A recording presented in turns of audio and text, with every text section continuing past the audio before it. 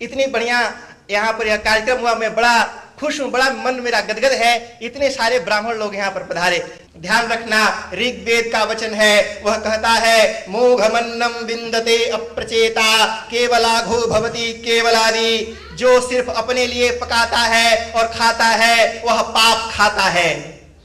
अर्थात दूसरों को भोजन करा के फिर खाना, एक साथ पूरे साल भर का जोड़ के इतने सारे लोगों को भोजन कराने का जो पुण्य है वह जा रहा है ट्रायंगल टीवी के, जो हमारे इंडियन टीवी मल्टी डीजे के दिनेश चंद जी, जिन्होंने सबके लिए भोजन की व्यवस्था यहाँ पर की है। उन्होंने कहा भोजन बहुत स्वादिष्ट बनना चाहिए। मैंने कहा हमारा मेनू तो बहुत छोटा रहता है। उन्होंने कहा उसको बढ़ाइए। उन्होंने कहा दाल बनाओ, चावल बनाओ, सब्जी एक, उन्होंने कहा 2 नहीं 3 सब्जियां बनाओ, रायता, चटनी, पूड़ी, सैलड, पापड़ सब होना चाहिए। इतना स्वादिष्ट भोजन की व्यवस्था उन्होंने दिनेश जी ने किया। उनकी श्रीमती धर्मपत्नी यहाँ पर गीता जी भी बैठी हैं, गीता जयंती और रोजी गीता यहाँ बैठी है।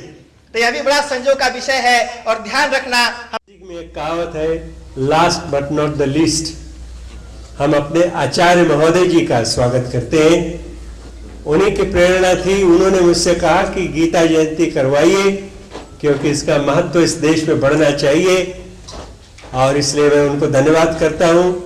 और अब अपने कार्यकर्ताओं से आग्रह करता हूं, शिव शर्मा जी, प्रेम सिंह जी, कि आप आकर आचार्य महोदय का तिलक करें।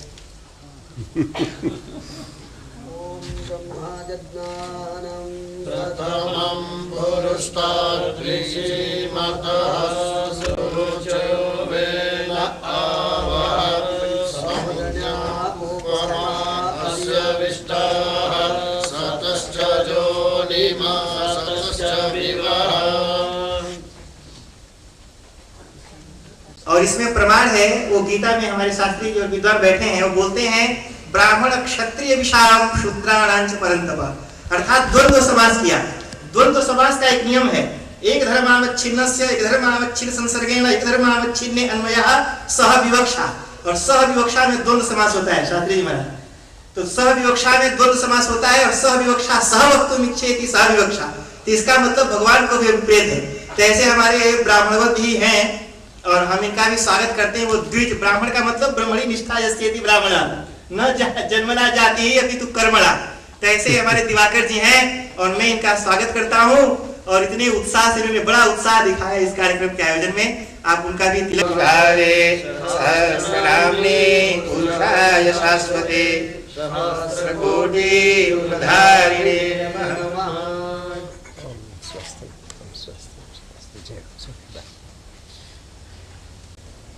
अब तो कीर्तन का टाइम आ गया, तो मैं अब सबसे पहले सानुग्रह प्रार्थना करता हूं आचार्य पंडित नंदलाल शास्त्री जी से कि आप गीता पर अपना प्रवचन का श्री गणेश करें। और माइक्रोफोन पहले यहाँ पधारे हुए आचार्यगण, विद्वान ऋषिगण, उनका वेद मंत्र से प्रार्थना करेंगे। ओम ब्रह्मन् ब्रह्मणो ब्रह्मवर्चासि जायतां महाराष्ट्रे राजन्यः शूरपि कवियो दिव्यादि महारथो जायतां दोग्रीधेनुर्वोड नटवानाशुः सप्तिः पुरन्दरजोगार जिष्णुरथेष्टाः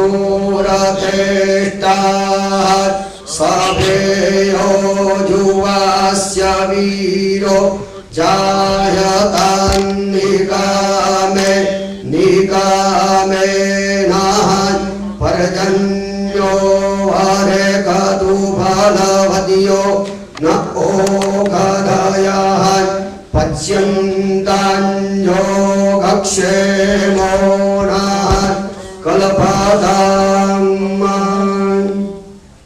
समुपस्थित विद्वत वरेण्य यहाँ के आचार्य, जिनकी बहुत श्रम से ये गीता जयंती का आज उत्सव मना रहे हैं। पहले ही कहा, हमारे जो माइक पे जो कहते हैं, बड़ी सुंदर बात बताई, जिन्होंने अपने योगदान से इस मंदिर और इस शिवालय को, सनातन शिवाचन ट्रस्ट को खड़ा किया है, इसी बदौलत से ये सभी संस्कारमय वातावरण सब प्राप्त कर रहे हैं, वो भी धन्यवाद के प्रार्थनीय है। इसके बाद न्यूजीलैंड के ये विदेश धरती पर एक आचार्य मिलना संभव हो। मुझे गुरुजी जब थे उन्होंने बताया था यहाँ 3 आचार्य हों और उसकी प्रतिष्ठा में क्या खामी रहे। गुरुजी ब्राह्मणों के बहुत प्रेमी और आज इस धरती पे और यहाँ इस प्रांगण में कितने विद्वान आचार्य बता रहे हैं। वेद के मंत्र में पहले ही बोले आ ब्राह्मणो वर्चसी जायताम महाराष्ट्रे राजन्यः शूर इकव्योति महारथो जायताम। ऐसे ब्राह्मणों को वंदन करके समुपस्थित जनता और जो विशिष्ट मेहमान, इसके साथ साथ सबसे बड़ी खुशी की बात है, आचार्य जी ने ऐसे विद्वान को यहाँ ढूंढ करके इंडिया से यहाँ पधारे जो न्यायाचार्य हैं। इंडिया में मुझे पता है कि संपूर्णानंद विश्वविद्यालय में न्यायालय को ढूंढना पड़ता है। व्याकरणाचार्य, न्यायाचार्य, वेदांताचार्य, ऐसे विशिष्ट महानुभाव यहाँ पधारे, हम सब धन्य हैं। मैं उनके चरण में, ब्राह्मणों के चरण में नतमस्तक होकर के गीता के विषय में हमको 8 मिनट दिए, उसके विषय में कुछ कहूंगा।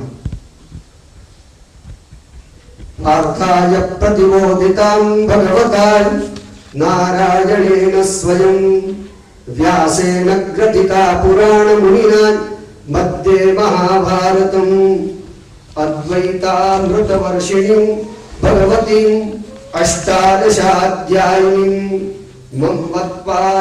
मनुसन्दधामि भगवत् गीते भवद्वैषिणीम्।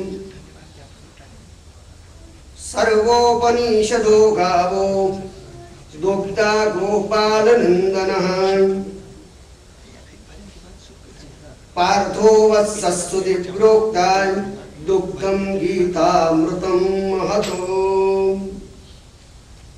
गीता के विषय में बताया गया है, जितना भी न बोले उतना कम है। गीता के विषय में लगभग मेरा ख्याल है 128 प्रकार से गीता को, उससे भी ज्यादा उनके भाष्य, उनके विषय में बहुत कुछ लिखा गया है। और गीता भगवान श्री कृष्ण ने पार्थ अर्जुन को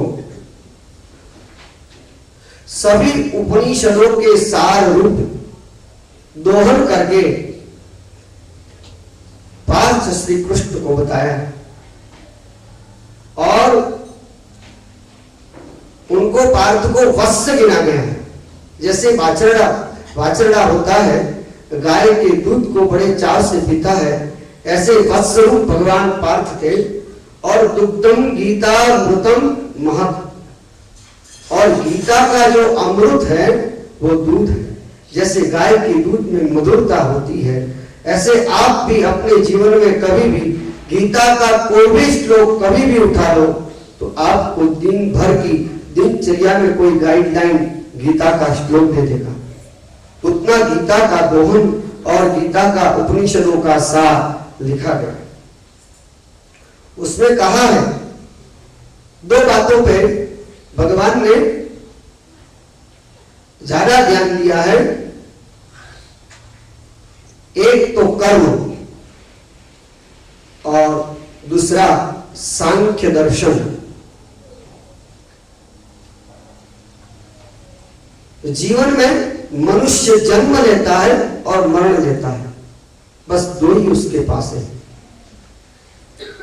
जन्म के बाद जीवन जीने की कला हमारी गीता सिखाती।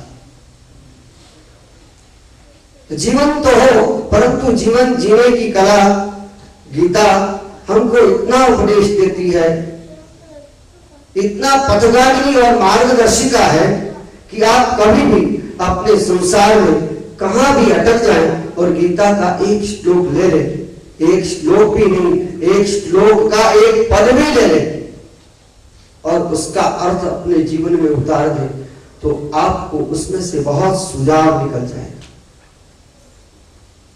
गीता में लिखा है, स्वकर्मणा तमभ्यश्चो सिद्धिं विन्दन्ति मानवः। अपने कर्म से और तमभ्यश्च तेज से मनुष्य सिद्धि को प्राप्त करता है। कर्म के बिना कहां भी गति नहीं। मनुष्य की फर्ज है कर्म करना, और कर्म करेगा तो कभी कभी उसमें भूल आएगी, परंतु वो कर्म में ही डटा रहेगा तो कर्म, भगवान कहते हैं जो कर्म करता है उसको अवश्य सिद्धि मिलती है। कर्म में दूसरी कई बातें लिखी है, कर्म और सांख्य योग को विशेषता दी गई है उसमें। तो कर्म के विषय में कहा है, मनुष्य मात्र कर्म तो करता है परंतु उसमें असत्य, हिंसा, चोरी, अप्रामाणिकता, अनन्य गुण चिंतन, अन्य का बुरा देखना, कुत्सित विचार, आलस्य, प्रमाद, आत्मविश्वास का अभाव, इन सभी बंधनों में मनुष्य फंसा हुआ रहता है। ये सभी उस बंधन में फंस जाता है और फंसने के बाद इन सभी में यदि मुक्ति का मार्ग लेना है तो आप गीता का आश्रय करो, गीता को पकड़ो। गीता का एक श्लोक भी उठा करके आप करेंगे तो आपको बड़ा ही आत्मविश्वास आ जाएगा। और जब तक मनुष्य कर्म कितना भी करे उसको आत्मविश्वास नहीं होगा, अपने आप पे विश्वास नहीं होगा, तो दुनिया को कभी झुका नहीं सकता। अपने आप को विश्वास होता है वो दुनिया की किसी भी सिद्धि को प्राप्त कर सकता है। ये गीता ने बार बार, गीता में भगवान ने अपने अर्जुन को तैयार करने के लिए कर्म की ओर गहन गति बताई। तुम कर्म करो तो सिद्धि अवश्य मिलेगी। इसके बाद गीता के प्रारंभ में धर्म क्षेत्र और कुरुक्षेत्र दो बातें बताई। पहला श्लोक से शुरुआत, विषाद योग है गीता का। धर्म क्षेत्रे कुरुक्षेत्रे समवेतायुत्सवः मामका पांडवाश्चैव किं कुर्वत संजयो। उसमें तीन शब्द उठाने जैसे, एक धर्म क्षेत्र और एक कुरुक्षेत्र। हम जिस संसार में रहते वो कुरुक्षेत्र ही है। कुरुक्षेत्र में हमारे सामने भाई आएंगे, हमारे साथ व्यवहार बनाने के लिए दूसरे लोग आएंगे, दुनिया के लोग आएंगे, जनता आएगी, सभी आएंगे। वो कुरुक्षेत्र में धर्म की प्रामाणिकता के साथ हमको जीवन जीने की कला ये गीता सिखाती। विषाद होगा, कभी भी खिन्नता आएगी, हमारा मन उड़ जाएगा, तो आत्मविश्वास को प्राप्त करने के लिए हमें गीता को पकड़ना होगा। सर्वप्रथम भगवान ने विषाद योग में पहले अध्याय में अर्जुन को जो खिन्नता हुई है संसार से, उसको समझाने के लिए विषाद योग द्वारा उसको पथदर्शक भगवान बने। तो इस प्रकार से विषाद योग, अनासक्ति योग, उसमें अनासक्ति है, संसार में रहने में अनासक्त बने, किसी के ऊपर बहुत आसक्ति न हो, संन्यास को त्याग करें। संन्यास बहुत सारे योग है परंतु हमको यहाँ समय सीमित दिया गया है, समय पूर्णता को समय जा रहा है। तो आज मैं सभी यहाँ के सनातन शिवार्चन ट्रस्ट के ट्रस्टीजन एवं हमारे प्रेम शर्मा भाई, प्रेम भाई, सबका नाम मैं नहीं जानता हूँ, सबको जानता हूँ चेहरे से। और इसके साथ साथ यहाँ के आचार्य जो हैं उन्होंने हमको बुलाया है, और इसके साथ साथ यहाँ के जितने पंडित आए हैं जिनकी विद्वत्ता देख करके बड़ा हमको आनंद होता है। माइक पे जो बोल रहे थे, फिजी से अभी आया, इतना वेद का सुंदर उच्चारण और शुद्ध उच्चारण। और हमारे न्यायाचार्य सभी पंडितों से नतमस्तक होकर के मैं प्रार्थना करता हूँ कि हम पे भी कृपा रहे और उनका प्रेम ब्राह्मणों का और हमारा बना रहे, और भगवान सबके ऊपर आशुतोष कृपा बनी रहे। ऐसे करके मेरी वाणी को यहाँ विराम देता हूँ। तथास्तु। अपनी वाणी को शुरू करने से पहले मैं तो शिवार्चन ट्रस्ट का जो आचार्य जी हैं उनको प्रणाम करता हूँ, विशिष्टजनों का आशीर्वाद लेता हूँ, और साथ साथ अनेक विद्वान जो हैं हमारे मध्य में, शास्त्री, न्यास शास्त्री, बड़े बड़े पढ़े लिखे विद्वान हैं, उनके सामने मैं एक छोटा सा फिजी का रहने वाला व्यक्ति कैसे खड़ा हो सकता हूँ। एक हवाला में दे दूँ आपको कि जिस तरह से अचानक से हम कहीं जा रहे, सिंह सामने आ जाए तो आदमी अपने सब कुछ भूल जाता है।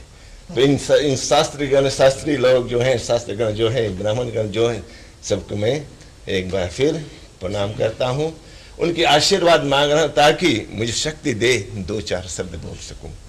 पहले मेरे साथ हो जाइए 3 बार ओम का उच्चारण करें।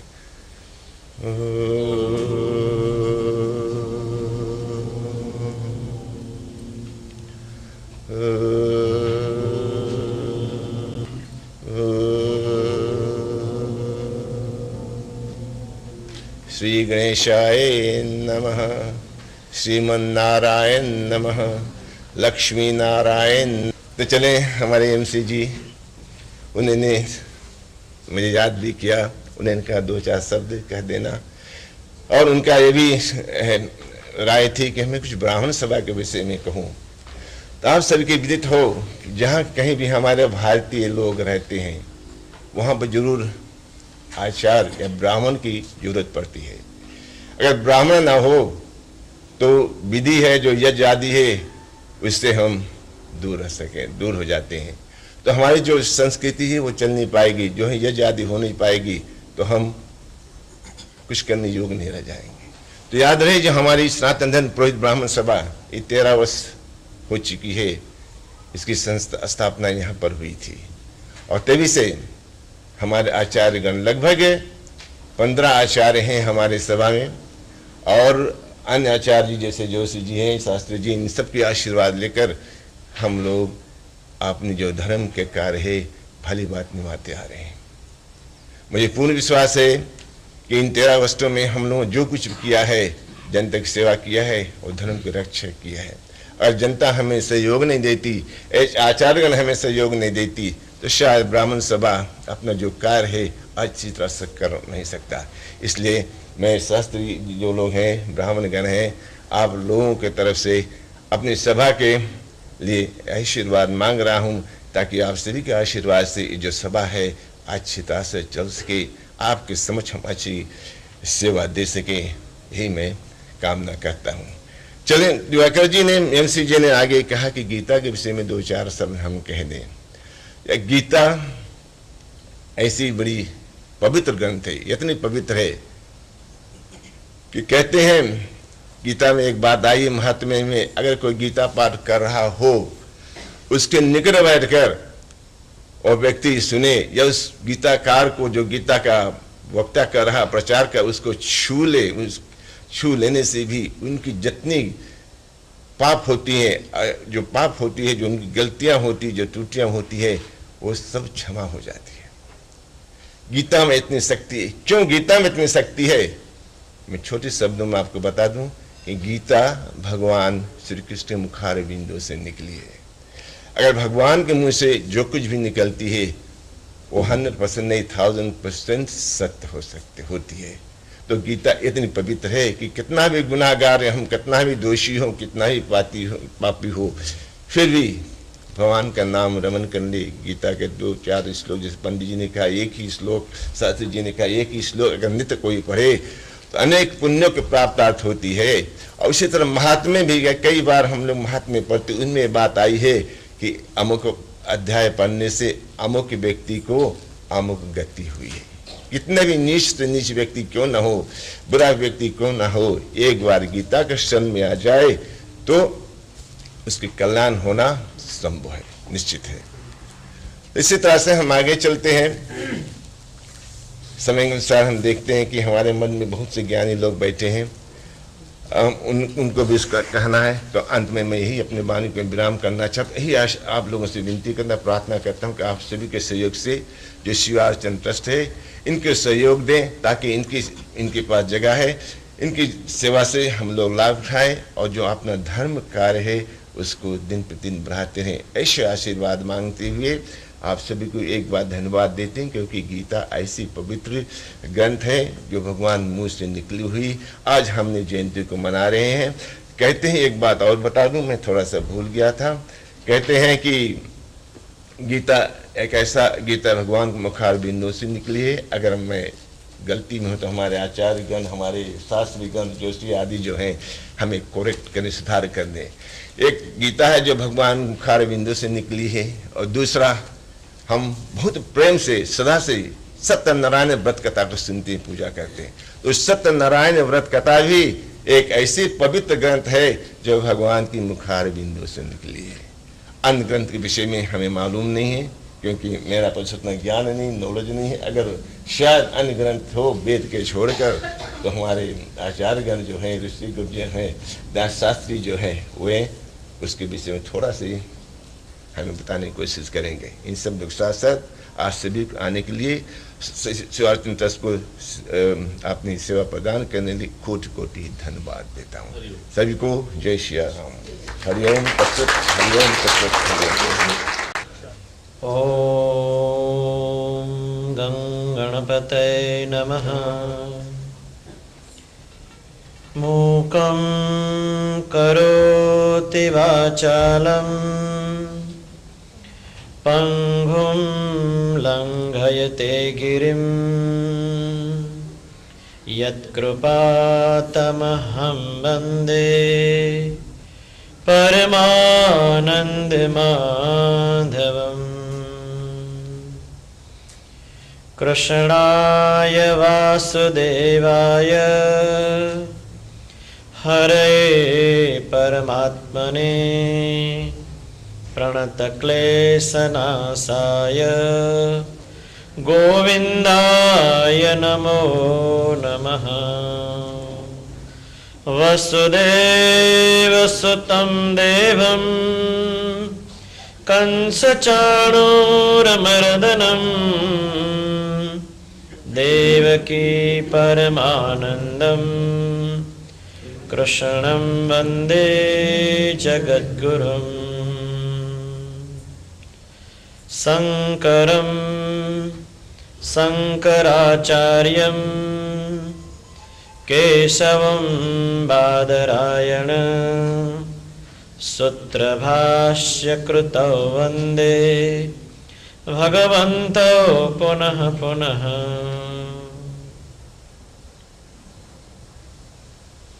पूज्य आचार्य श्री अजय कुमार तिवारी जी और हमारे समक्ष पधारे हुए भारतवर्ष के आचार्यगण और ख़ास करके हमारे फिजी के सभी आचार्यगण, जो सभी मेरे आत्मीय और सहृदयी हैं, और आज जो गीता जयंती का आयोजन किया है वो दिवाकर जी, उनको कौन नहीं जानता, क्योंकि रेडियो कार्यक्रम के माध्यम से उनकी भी वाणी बहुत ही मधुर मधुर है। और हमारे सनातन शिवार्चन ट्रस्ट के ट्रस्टीगण प्रेसिडेंट श्री रवि शर्मा जी और हमारे प्रेम भाई, और अभी जो प्रमुख जी है, मंत्री जी है, और ख़ास करके आप सभी भगवत भक्तों को जय श्री कृष्ण, और हमारी संकीर्तन मंडली को भी जय श्री कृष्ण। आज मुझे बड़ी प्रसन्नता हो रही है कि न्यूजीलैंड में प्रथम बार ये आचार्य तिवारी जी ने ये भगीरथ प्रयास किया है कि एक ही व्यासासन पर सभी आचार्य को सूर्य के समान प्रकाशित किया है, इसलिए वो बहुत धन्यवाद के पात्र है।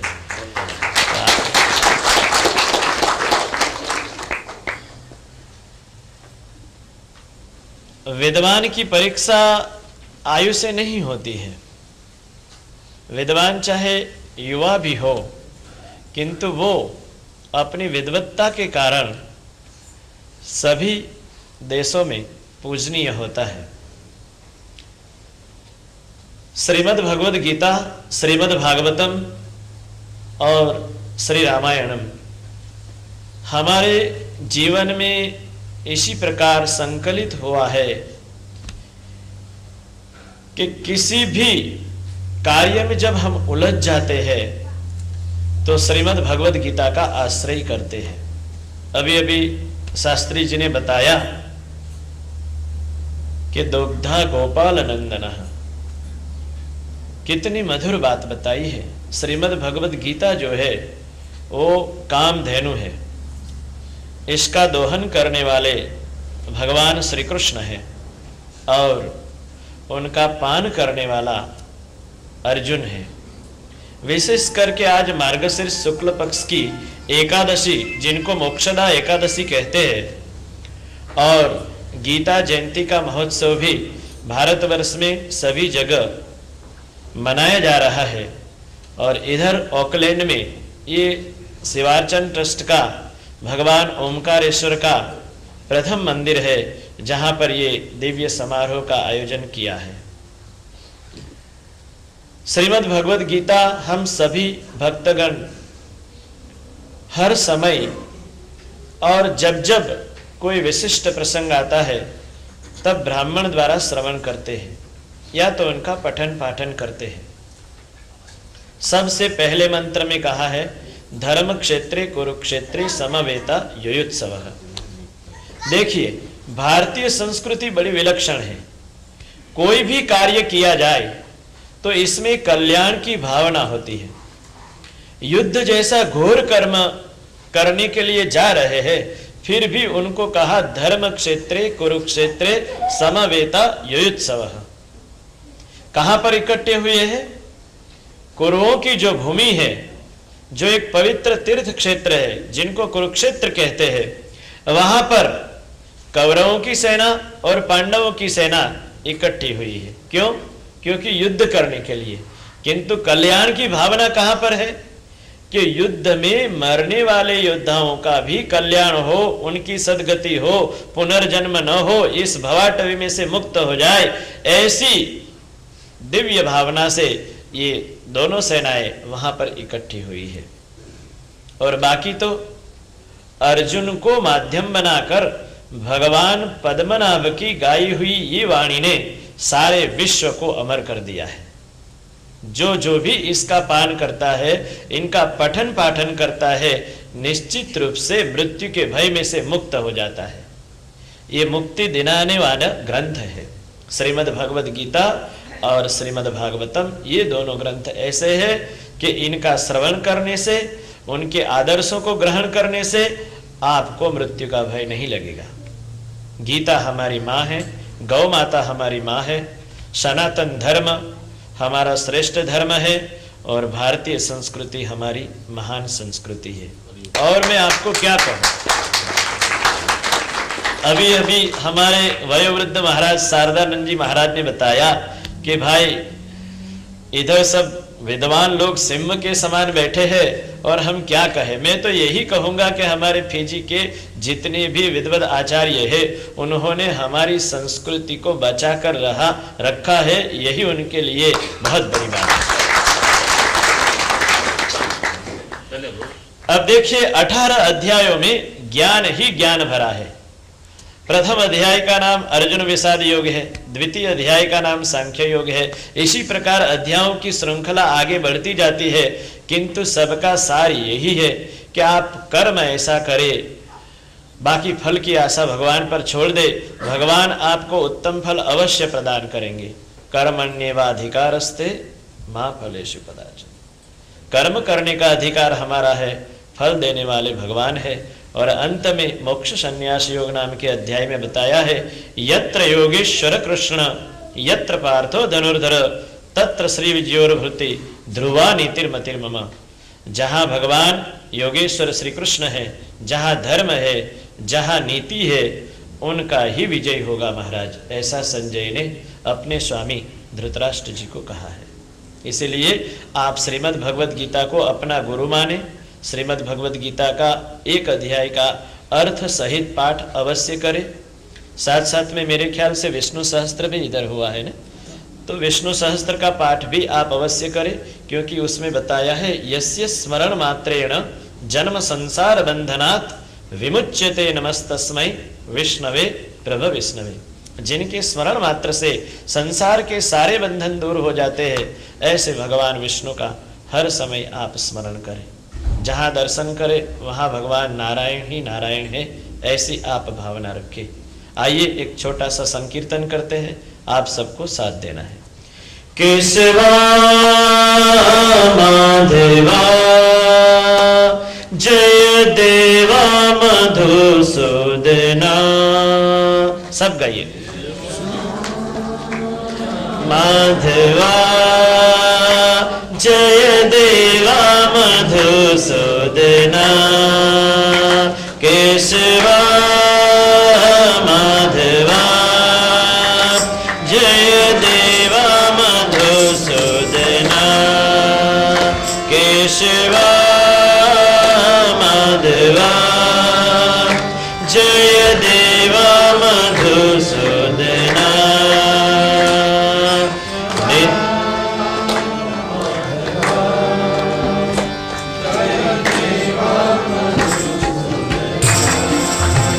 केशवा माधवा जय देवा मधुसूदना,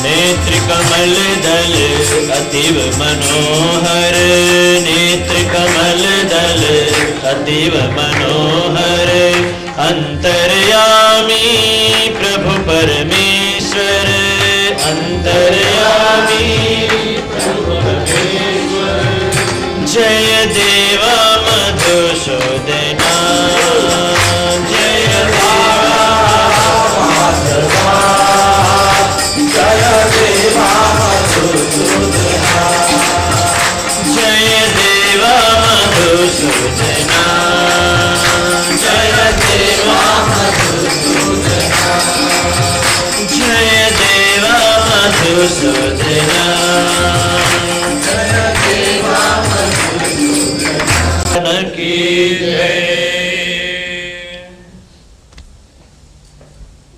कई वर्ष पहले इधर जंगल में हम लोगों ने मंगल किया था, शिव पुराण की कथा की थी और पार्थिव शिवलिंग बनाया था। मेरे ख्याल से 9 दिन की कथा थी और इतने भक्तगण इधर पधारे कि सारे भक्त आने से ये भूमि पावन हो गई। और फिर हमारे पूज्य गुरुदेव महामंडलेश्वर स्वामी श्री शिवेंद्रपुरी महाराज ने इस सनातन धर्म का, शैव संप्रदाय का, ओमकारेश्वर महादेव का ये प्रधान मंदिर न्यूजीलैंड के और सारे विश्व के भक्तों के कल्याण के लिए इधर स्थापित किया है। शिव का अर्थ ही कल्याण होता है, इसलिए जो इधर दर्शन करेगा उनकी सारी मनोकामना पूर्ण हो जाएगी। ओम विश्वानि देव सवितर्दुरितानि पराशुभ जलभद्रं आशुभ।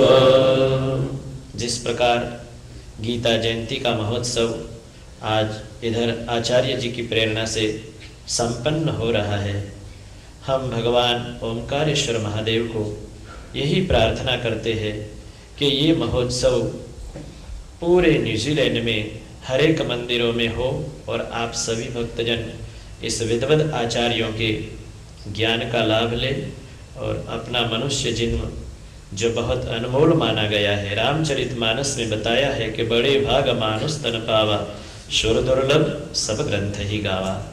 ये जन्म बार बार मिलने वाला नहीं है, इसलिए आप इसी जन्म में मुक्ति को प्राप्त करें। मैं अपनी माँ को भी साथ में लेकर आया हूँ। वो भी बहुत बूढ़ी है, किंतु उनकी हर समय आशा रहती है कि जहाँ सत्संग हो वहाँ हो जाए। तो मैं उनके चरणों में प्रणाम करता हूँ, क्योंकि ये शरीर उनका दिया हुआ है और ये वाणी भी उन्हीं की दी हुई है। सबको जय श्री राम। उपस्थित श्रोतागण, गीता के बारे में आप में से बहुत लोग थोड़ी बहुत जानकारी रखते होंगे। संपूर्ण गीता का अध्ययन शायद कुछ ही लोगों ने किया होगा। मैं गीता की कुछ खासियतों को आपके सामने प्रस्तुत करूंगा। विस्तार से तो गीता के बारे में एक व्याख्यान में क्या, कई व्याख्यानों में भी, कई प्रवचनों में भी विवेचन नहीं किया जा सकता। गीता पर कई लोगों ने बड़े बड़े ग्रंथ लिखे हैं, भाष्य लिखे हैं, और उनको पढ़ने लिखने वाले बड़े विद्वान लोग हुआ करते हैं। पुराने ज़माने में भारतवर्ष में गीता, ब्रह्मसूत्र और उपनिषद ये प्रस्थान त्रयी के नाम से पहचाने जाते थे। और जो बड़े बड़े आचार्य हमारे देश में हुए हैं, शंकराचार्य, रामानुजाचार्य, वल्लभाचार्य, निम्बार्काचार्य, मध्वाचार्य, इन सभी आचार्यों ने गीता पर उपनिषदों और ब्रह्मसूत्रों के साथ भाष्य लिखना अपना कर्तव्य माना है, और इन्होंने बड़े बड़े भाष्य लिखे हैं। और अर्वाचीन काल में भी अरविंदो जैसे महायोगी जो संसार भर में विख्यात थे, उन्होंने बड़े बड़े ग्रंथ लिखे हैं। गीता को इतना महत्व क्यों दिया जाता है? गीता दुनिया भर के जानकार लोग अन्य सभी धर्म ग्रंथ समझे जाने वाले ग्रंथों से श्रेष्ठ मानते हैं। धर्म ग्रंथ ये शब्द गीता के लिए उतना लागू नहीं है। ये धर्म का उपदेश नहीं करता है कि रोज सुबह उठकर क्या काम करना चाहिए, उसके बाद क्या करना चाहिए, रात को सोने जाने तक क्या क्या करना चाहिए। ये उपदेश धर्म ग्रंथों में हुआ करता है, जिसके लिए स्क्रिप्चर, ये अंग्रेजी का शब्द इस्तेमाल होता है। गीता स्क्रिप्चर नहीं है। गीता धर्म का उपदेश नहीं करती। गीता एक तरह से मैं कहूँ ये सेकुलर स्पिरिचुअल गाइड है। यानी मनुष्य को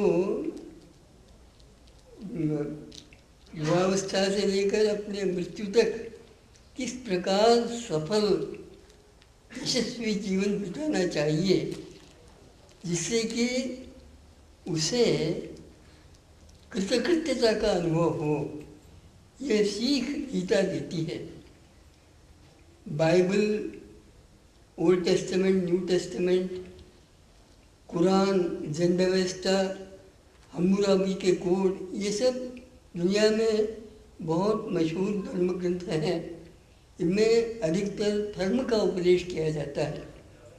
इन सबों से श्रेष्ठ गीता मानी जाती है। केवल हिंदू ही मानते हैं ऐसी बात नहीं है। बड़े बड़े पश्चिम के विचारक जो हिंदू नहीं हैं, ईसाई हैं, दूसरे धर्मों के मानने वाले हैं, वे भी गीता को अन्य धर्म ग्रंथों से श्रेष्ठ मानते हैं। इसका कारण ये है कि गीता का दृष्टिकोण, गीता की दृष्टि बहुत विशाल है, व्यापक है। मैं एक अंग्रेजी नए शब्द का इस्तेमाल करूँगा। गीता ने स्पिरिचुअल डेमोक्रेसी आध्यात्मिक लोकतंत्र का उपदेश किया गया है।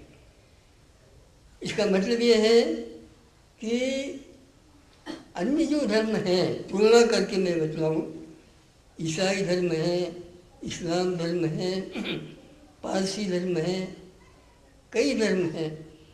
इन सभी धर्मों के उपदेशकों ने उपदेश तो दिए हैं कि मनुष्य को कैसा रहना चाहिए, क्या करना चाहिए, क्या नहीं करना चाहिए, लेकिन इनके अपने अपने रास्ते हैं। ईसाई के लिए जो ईसाई धर्म का पालन करता है वही अपना जीवन सफल बना सकता है। जो इस धर्म का पालन नहीं करता वो जेंटाइल है, यानी उसका उद्धार नहीं हो सकता। यही बात इस्लाम धर्म में है। जो इस्लाम का अनुसरण करता है वो तर जाएगा, जो नहीं करता वो काफिर है, उसका भला नहीं हो सकता। इस तरह हर एक अन्य धर्म के जो ग्रंथ हैं, उस ग्रंथ के जो उपदेशक प्रॉफिट्स हुए हैं, पैगंबर हुए हैं, उनका हमें यही दृष्टिकोण रहा है, उसी का प्रचार उन्होंने किया है।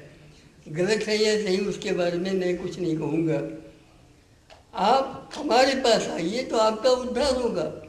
अगर आप दूसरे रास्ते पर जाते हैं तो आपका उद्धार नहीं होगा। ये उनकी दृष्टि है। गीता ये बात बिल्कुल नहीं कहती। गीता का दृष्टिकोण व्यापक है, संसार भर का इसमें समावेश हो सकता है। गीता में एक बड़ा सुंदर श्लोक है, आर्तो जिज्ञासु अर्थार्थी ज्ञानी च भरतर्षभ चतुर्विधा भजन्ते माम जना सुकृतिनो अर्जुन।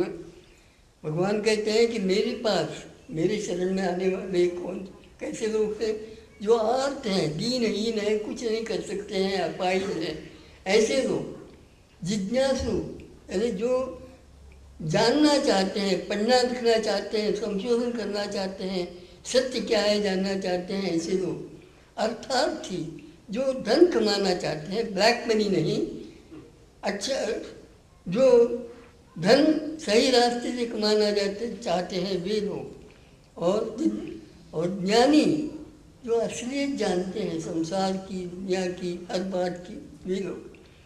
इसमें सभी लोगों का समावेश हो जाता है, कोई आदमी छूटता नहीं है, यानी सबका उद्धार हो सकता है। उद्धार से मतलब है कि मर जाना नहीं, मुक्ति पाना नहीं, बल्कि अपना जीवन सब तरह से सफल करना। आप कहेंगे कि हम तो अपने अपने ढंग से सफल ही हैं, हाँ, पैसा कमाते हैं, शोहरत कमाते हैं और सुख प्राप्त, सब तरह का सुख प्राप्त करते हैं, हम तो सफल है ही, तो हमारे लिए उपदेश की क्या ज़रूरत है? ठीक है, ये जो दृष्टि है, ये आदमी जब तक अपने काम धाम से रिटायर नहीं हो जाता तब तक बनी रहती है। पैसा कमाते हैं, सुख भोगते हैं, सब तरह से आप आनंद लूटते हैं, लेकिन जैसे जैसे आप अपने रूटीन बिजनेस आदि से निवृत्त होते हैं, वैसे वैसे आपके मन में अगर आप में सोचने विचारने की शक्ति हो तो सवाल पैदा होने लगते हैं कि आगे क्या किया जाए, इस जीवन का मकसद क्या है, हमने क्या प्राप्त कर लिया, आगे ये सब तो कुछ सालों के बाद समाप्त होगा, उसके बाद क्या, उसके बाद क्या हम जीवित रहेंगे, उसके बाद किसी न किसी रूप में हम बने रहेंगे या कुछ नहीं, सब खत्म हो जाएगा। यदि सब खत्म होना है तो इस सब का मतलब क्या है? इस तरह के सवाल हर एक आदमी यदि वो सोचने विचारने वाला हो तो उसके मन में पैदा होते हैं। इन सवालों का जवाब बुढ़ापे में जाकर आप यदि खोजने लगे तो आपको मिलने वाला नहीं है, क्योंकि बुढ़ापे में आपके मन में, आपके शरीर में उतनी शक्ति, उतनी ऊर्जा ही नहीं रहती कि आप कुछ सोच विचार सकें, कुछ समझ सकें। और अंत में ऐसा लगता है कि ऐसा सारी जिंदगी बर्बाद हो गई, कुछ हमने पाया नहीं। गीता ये पढ़ी जाती थी, आज उसका कोई रेलेवेंस नहीं, ऐसी बात नहीं है। आज के समय में 21st सेंचुरी में और आगे आने वाली सेंचुरी में भी गीता के उपदेशों का रेलेवेंस है। मैं दो एक बातें ही आपके सामने रखूँगा। जैसे गीता कहती है कि आदमी को काम तो करना चाहिए, बिना काम किए चुपचाप हाथ पर हाथ धरे तो बैठ नहीं सकता है, और कुछ न कुछ तो करता रहता है, उधम मचाता रहता है। लेकिन जो कुछ करेगा उसको उस पर लादा गया काम मजबूरी से किया गया, या उससे कोई न कोई पैसा लाभ प्राप्त करना इस उद्देश्य से किया गया, ऐसा नहीं होना चाहिए। अंत गीता के अंत में बड़ा सुंदर श्लोक आता है, यतः प्रवृत्तिर्भूतानां येन सर्वमिदं ततं स्वकर्मणा तमभ्यस्य सिद्धिं मन्यते मानवः। मनुष्य को उसका जो कर्म है उसको भगवान की पूजा मानना चाहिए, भगवान की पूजा मानकर कर्म करना चाहिए, अपने कर्म के प्रति उसकी श्रद्धा होनी चाहिए। बहुत सी बातें हम ऐसी मजबूरन करते हैं, इच्छा नहीं होती, करना पड़ता है, लादा गया कर्म होता है इसलिए करते हैं। इसका नतीजा क्या होता है कि जब मौका आए वो कर्म छोड़ने का तो तुरंत उसको छोड़ देते हैं, दूसरी बात की ओर बढ़ते हैं। इससे क्या होता है कि उस कर्म में आपने मन शरीर जो कुछ लगाया वो सब बेकार जाता है। आप अगर कर्म में लीन होकर कर्म करें, कर्म को इतना महत्व दें, तो मान लीजिए कि कर्म असफल हुआ, आपने जो अपेक्षा की थी वो पूर्ण नहीं हुई, तो आपको दुख नहीं होगा। आप तो समझेंगे कि हमने जो कुछ किया वो अपने स्वार्थ सुखा है, अपने मन के संतोष के लिए किया, अब उसका फल होना न होना ये हमारे हाथ में नहीं है। इस बारे में भी गीता ने बड़े साइंटिफिक ढंग से एक बात कही है कि भाई आप जो कुछ काम करते हैं, छोटा हो बड़ा हो कैसा भी हो, उस काम का सफल होना आप अपने अहंकार से मानते हैं कि आपके ही हाथ में है, ऐसी बात नहीं है। क्योंकि काम का सफल होना इसके लिए कई फैक्टर्स अपेक्षित होते हैं, कई वेरिएबल्स होते हैं। अधिष्ठान तथा कर्ता करणं च पृथक विधं विविधाश्च पृथक चेष्टा दैवं चैवात्र पंचमं। आपकी तकदीर अच्छी होनी चाहिए, आपके साधन अच्छे होने चाहिए, आपकी परिस्थिति अच्छी होनी चाहिए, आपका शरीर और मन स्वस्थ होना चाहिए। ये सब एकजुट हो तो काम सफल होगा।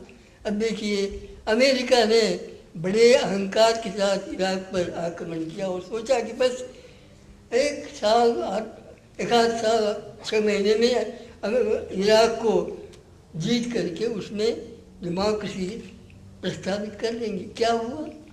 इतना साधन संपन्न देश है, करोड़ों अरबों रुपए की संपत्ति अमेरिका के पास है, कुछ कर पाया अमेरिका? आज भी वही हालत है जो 2 साल पहले थी। इसका मतलब ये है कि मनुष्य अपने अहंकार में समझता है कि मैं अगर प्रयत्न करूंगा तो मैं ये बात जरूर कर पाऊंगा, मुझे सफलता जरूर मिलेगी। ये बड़ा अहंकार है। बड़े बड़े लोगों का अहंकार, हिटलर जैसे लोगों का अहंकार भी छोटी सी क्षुद्र बातों से चूर हो गया। इस संबंध में बड़े कई बातें प्रसिद्ध हुई हैं। खैर मतलब ये है कि मनुष्य को ये इस अहंकार में नहीं पड़ना चाहिए। कर्म करना है, बस मन लगाकर कर्म करिए, उसका फल देना भगवान के हाथ में है और भगवान आपको देगा। आपको तो कृतज्ञ होना चाहिए कि इतने सब वेरिएबल्स होते हुए भी हमारा काम वो भी पूरे मन से नहीं किया हुआ वो सफल होता है। इस सफलता के लिए आपको धन्यवाद देना चाहिए भगवान को, कहिए या दुनिया का पालन करने वाली जो कुछ शक्ति है उसको धन्यवाद देना चाहिए। यानी ये सेंस ऑफ ग्रैटिट्यूड मनुष्य में होनी चाहिए। अगर ये सेंस ऑफ ग्रैटिट्यूड हो तो छोटी से छोटी बात में भी आपको उतना ही आनंद आएगा जितना बड़ी से बड़ी बात में भी। तो मनुष्य का जीवन यदि पूर्णतया सफल होना हो और मनुष्य को अपने तय कृतज्ञता का अनुभव न हो, ये मैं इसलिए कह रहा हूँ कि कई लोग शोहरत की ऊंचाई तक पहुँच जाते हैं, बड़ी से बड़ी ऊंचाई तक। लोग उन्हें बहुत श्रेष्ठ समझते हैं, लेकिन उनका मन उनसे कहता है कि नहीं, आप में कुछ बुराइयां हैं जो दुनिया के सामने आई नहीं हैं, उन बुराइयों को तुम निकालो, तब तुम बड़प्पन पाओगे, अनुभव करोगे और अपने जीवन में कृतज्ञता का अनुभव करोगे। तो ये अपने तय मनुष्य को सफल होना है। शेक्सपियर के एक नाटक में एक ऐसा उपदेश एक ड्यूक अपने लड़के को देता है। तो कहता है कि तुम लंदन में जाओगे तो ऐसा तुम्हें लोगों इनके साथ बर्ताव करना होगा, ऐसा करना होगा, वैसा करना होगा। और अंत में कहता है, this above all be true to thine own self. दुनिया को धोखा देना, लोगों को इम्प्रेस करना, शोहरत हासिल करना, धन दौलत हासिल करना, ये सब तो कई लोग प्राप्त कर सकते हैं, लेकिन अपने तय, अपने दृष्टि में ऊंचा उठना ये बहुत बड़ी बात है। अपने को आदमी धोखा नहीं दे सकता, दूसरों को धोखा दे सकता है। और अपने तय यदि मनुष्य को ऊंचा उठना है तो उसे अपना कर्तव्य बिल्कुल मन लगाकर उसे भगवान की पूजा समझ करके करना चाहिए। एक और बात जो गीता में, कई बातें कही हैं गीता में, लेकिन एक और बात जो आज रेलेवेंट है वो ये है कि उद्धरेन आत्मनात्मानं नात्मानं अवसादेत आत्मैव ह्यात्मनो बंधु आत्मैव रिपुरात्मनः। मनुष्य को कैसा भी हो, पढ़ा लिखा हो न पढ़ा लिखा न हो, कैसा भी हो, उसे अपने प्रयत्न से उद्धार करना संभव है।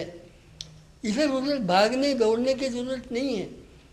भगवान कहिए या कोई विश्व को संभालने वाली शक्ति कहिए, कुछ है, उसके चरण में आप जाइए, आपको मार्ग दिखलाई पड़ेगा। इसके लिए किसी गुरु के पास, किसी महात्मा के पास, किसी साधु के पास अवश्य जाना आवश्यक नहीं है।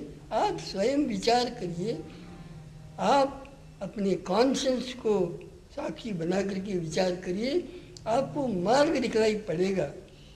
ईश्वर और अपने बीच में कोई बिचवई करने वाले की जरूरत नहीं है।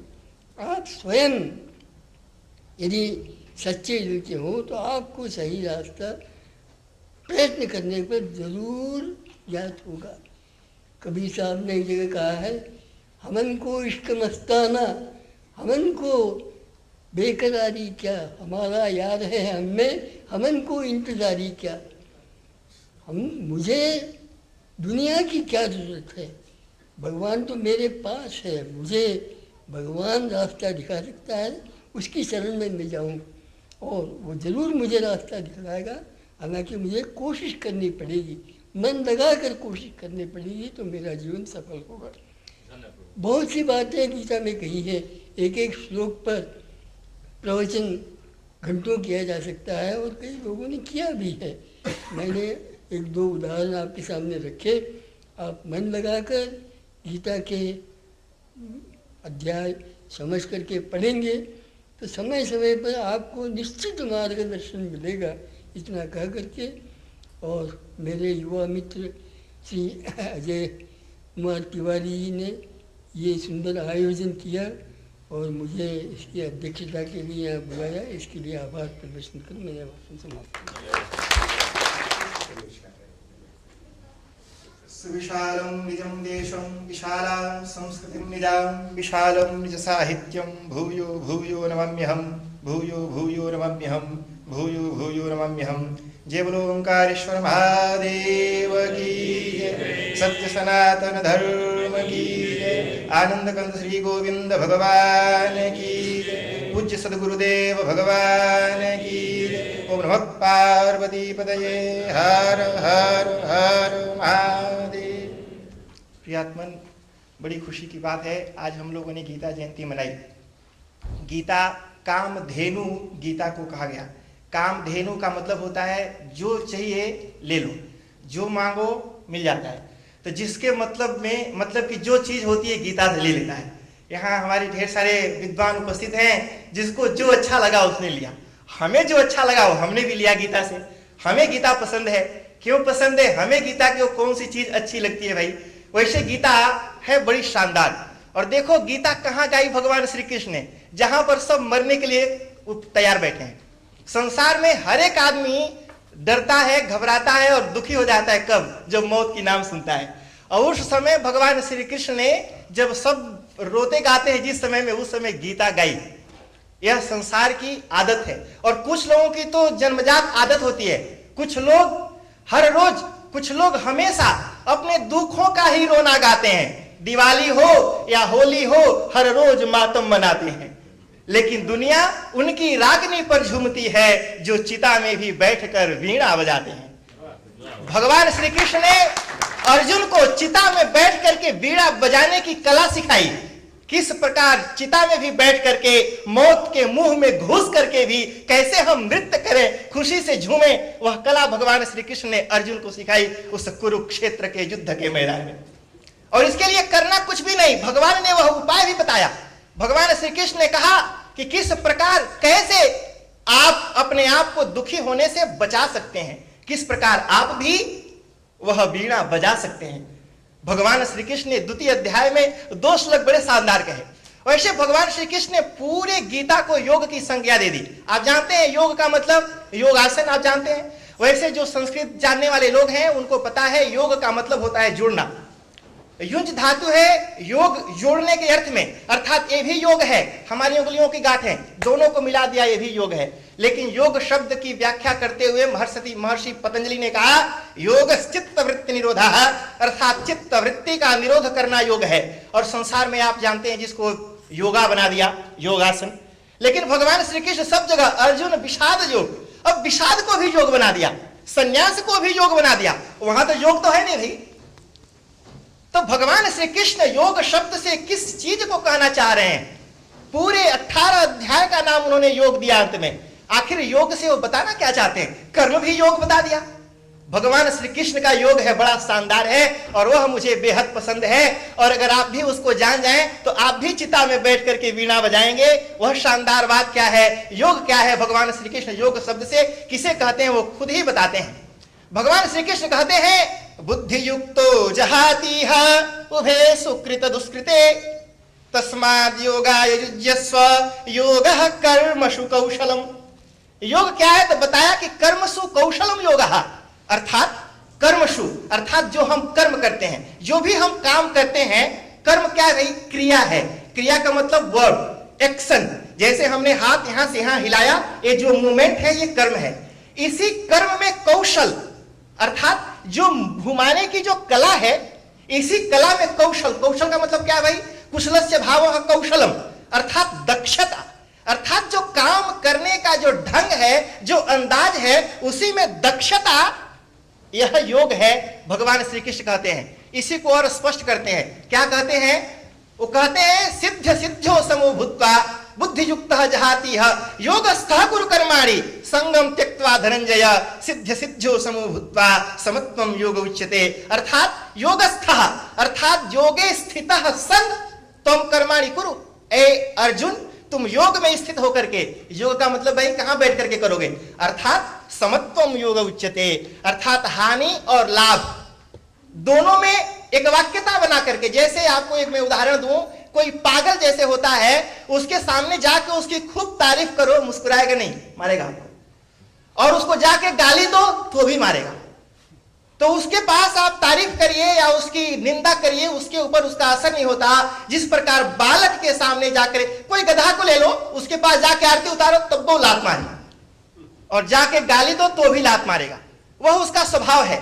भगवान श्री कृष्ण ने कहा कि अपने स्वभाव को मत छोड़ो, स्वभाव में स्थित हो जाओ। और मनुष्य का जो स्वभाव है, अभी हम अपने बच्चों से प्यार करते हैं, दूसरे को नफरत करते हैं, यह स्वभाव नहीं है। लोग सोचे उसका तो स्वभाव ही है, ऐसा नहीं। स्वभाव जानते हैं क्या है? बत्थु शहाव धम्मो, जैसे अग्नि का स्वभाव है जलाना, वो सबको जलाता है, भेदभाव नहीं करता। और हमारा स्वभाव, किसी का बहुत चिड़चिड़ा स्वभाव हो या बहुत गुस्सैल हो या बहुत डांटता डपटता हो, सबको डांटता है क्या? अगर हमेशा वैसा एक जैसा रहना यह स्वभाव है, हमारा स्वभाव बदलता रहता है नीचे ऊपर, यानी वो हमारा स्वभाव नहीं, वो हम बदलते रहते हैं, अपने आप को इधर उधर करते रहते हैं। तो भगवान श्री कृष्ण ने कहा कि स्वभावयोगस्थ गुरु कर्माणि संगम त्यक्त्वा सनंजया सिद्ध सिद्धो समो भूत्वा समत्वम योग उच्यते। अर्थात यह योग है, समत्व में स्थित हो जाओ। और जो इस प्रकार अपने बुद्धि को, उन्होंने कहा बस सोचने के ढंग को बदल दो, केवल बुद्धि में चतुरता, बुद्धि की कुशलता, दिमाग बदल दो। चिता में भी बैठ करके बीड़ा बजाएंगे। और दिमाग बदलने के लिए उन्होंने कहा कि बस यह ध्यान रखिए, मैं हूं कौन? आत्मा, मैं शिव हूं, चिदानंद रूपः शिवोहम शिवोहम। शंकराचार्य जी जो बताते हैं, मैं वास्तव में आत्मा हूं। और आत्मा तो भाई ना तो कोई उसको दुखी कर सकता है और ना तो कोई सुखी कर सकता है। तो अपने आप को, अपने स्वरूप को पहचान जाओ, तो फिर चिता में भी बैठ करके बीड़ा बजाओगे, चाहे युद्ध का मैदान हो या कोई भी चीज हो।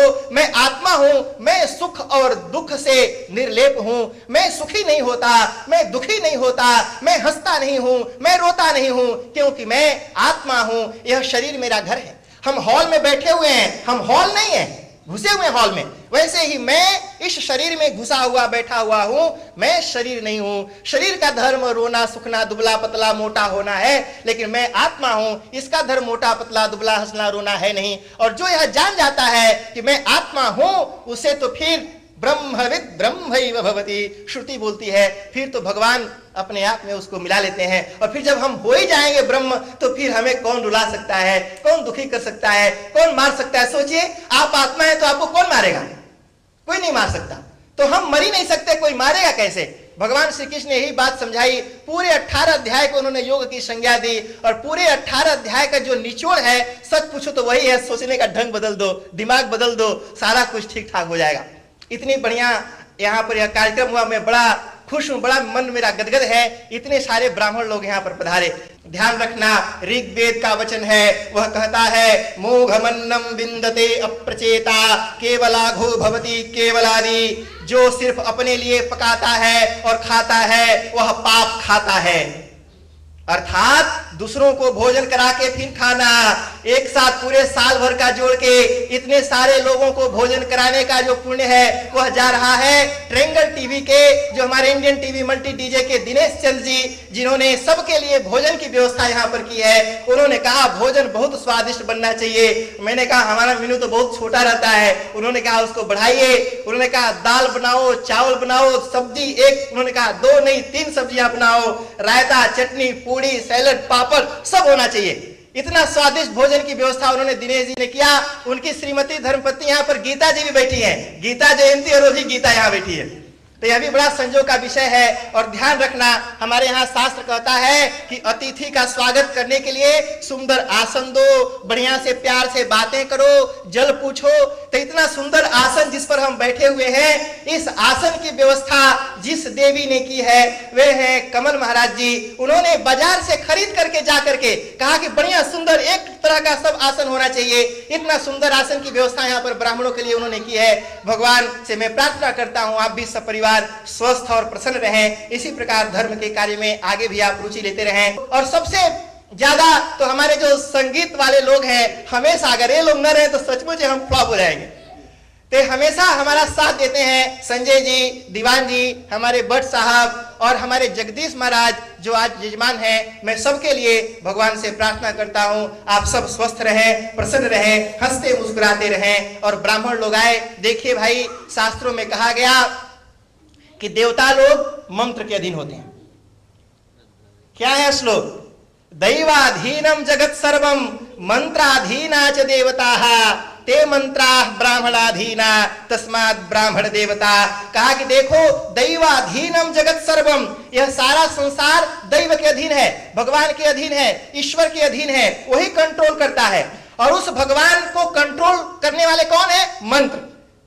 उन देवता लोग मंत्रों से कंट्रोल होते हैं, मंत्र के द्वारा नियंत्रित होते हैं। और उन मंत्रों को नियंत्रित करने वाले ब्राह्मण देवता हैं। इसलिए तस्मात् ब्राह्मण देवता, ये धरती पर घूमने वाले देव लोग यहाँ पर पधारे हैं। एक साथ इतने ब्राह्मणों का दर्शन करने का सौभाग्य आपको मिला, निश्चित रूप से आप सौभाग्यशाली हैं। मेरी हार्दिक इच्छा है, आज सचमुच में मैं बहुत खुश हूं कि आप सब यहाँ पर आए हैं। मेरी हार्दिक इच्छा है और मैं आप सबसे प्रार्थना करता हूं कि साल में एक दिन आप अवश्य निकालें हमारे लिए, अपने लिए, ब्राह्मण के धर्म के पालन के लिए। भारत में कहावत है, पंडितों में अक्सर एक कहावत चलती है। वह कहावत क्या है संस्कृत में? पंडितः पंडितम दृष्ट्वा स्वानवद घुरघुरायते। यह पंडितों में प्रचलन है कि जिस प्रकार इस गली का कुत्ता अगर दूसरे गली में चला जाए तो उसका कुत्ता देख के उसको घूरता और भौंकता है, ऐसे ही पंडितों की कहावत, एक पंडित भी एक पंडित को देख के घूरता रहता है।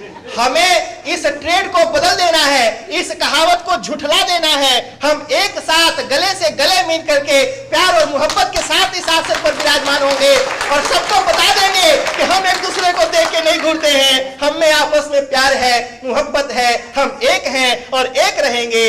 इसको सिद्ध करना है, इसको प्रूव करना है और इसके लिए आप लोगों का सहयोग अपेक्षित है। आप यहाँ पर आए और इसी बार साल में एक दिन अवश्य हमारे लिए निकालें, मैं इसी कामना करता हूँ। और इसके जय बोलो ओंकारेश्वर महादेव की जय। ओम नमः पार्वती पतये। हर हर हर महादेव।